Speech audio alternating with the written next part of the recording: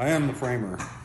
I'm in control of coming in and rebuilding all of these walls and reframing basically everything inside of here that you see.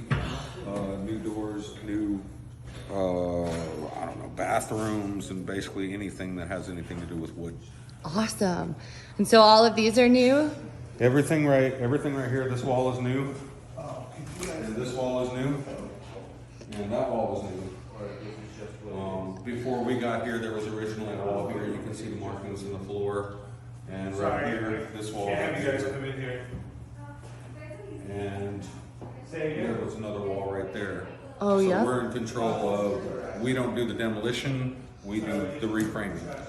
Awesome. And do you build these in place, or do you build them somewhere and bring them in? In this situation, we're building them in place because between the concrete floor and the ceiling, everything is not perfect as far as level. So we will actually measure and hand cut every single stud and then toenail. This particular wall we built on the ground and stood up.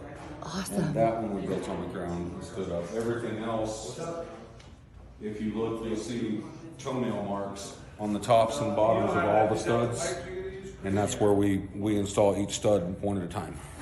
Awesome. And how long has your team been doing this for? We have about 200 years of experience. Heck yeah.